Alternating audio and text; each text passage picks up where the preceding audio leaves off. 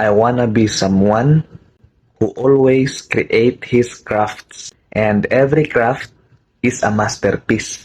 Alam mo ba na may mga pangarap na kahit gaano kalayo kadalhin ng buhay, hindi nawawala? Ito ang kwento ng isang taong hindi lang naglalakbay sa dagat, kundi naglalakbay din sa mundo ng musika. Sa bawat hampas ng alon, sa bawat gabi ng katahimikan, unti-unting nabubuo ang isang pangarap. Pangarap na maging isang music composer. At ngayon, samahan niyo akong tuklasin ang kwento ni Jed G. Sabiron from Poblacion Almeria, Biliran, kung papaano nagsimula ang isang himig kahit nasa gitna ng karagatan. Si Jed ay isang seaman na may pangarap na maging isang music composer, at ayon sa kanya, sa murang edad mahilig na siyang magsulat ng isang musika na kahit ang ibang mga kabataan ay lumabas ng bahay para maglaro, ngunit siya ay nanatili sa loob ng bahay nakadapa sa sahig na kahoy at nag-umpisang magsulat ng musika, at nangarap din siyang makilala ang kanyang pangalan sa music industry. At kung mapapansin nyo at maririnig ninyo, yung music background na ginamit ko dito ay isa sa kanyang obra. Siya yung tipong tahimik lang kapag nasa barko, pero sa loob-loob niya nabubuo ang mga nota ng isang panibagong kanta. Sa bawat pagod, homesick moments at tanawing dagat, nakakahanap siya ng inspirasyon. Ang iba sa break time habang nakatingin sa horizon, ang iba sa gabi habang malakas ang hampas ng alon, pero siya ginagamit ang bawat libreng minuto para isulat ang melodiya na nanggaling mismo sa puso. At ang inspirasyon niya, syempre, ay ang pamilya, long distance relation, pangarap, pagod, at minsan mga kwento ng kapwa seaman. Kasi sa barko araw-araw iba ang mundo. Diyan niya hinuhugot ang bawat lyrics ng kanyang ginagawang kanta, at nagiging sandalan niya ang musika. Kapag malungkot, may kanta; kapag pagod, may tinutugtog. At kapag nakauwi sa Pilipinas, yun ang pinakamagandang tugtog, ang busis ng pamilya. Ang pagiging seaman ay hindi madali. Malayo sa pamilya, malayo sa tahanan. Pero kapag may talento at passion ka, walang distansya, walang alon, at walang bagyo ang makakapigil. Kaya saludo ako sa lahat ng aking mga kabarong may pangarap, at sa mga seaman na music composer, salamat sa pagdala ng himig sa gitna ng karagatan. At kung gusto nyo pang pakinggan ang iba pang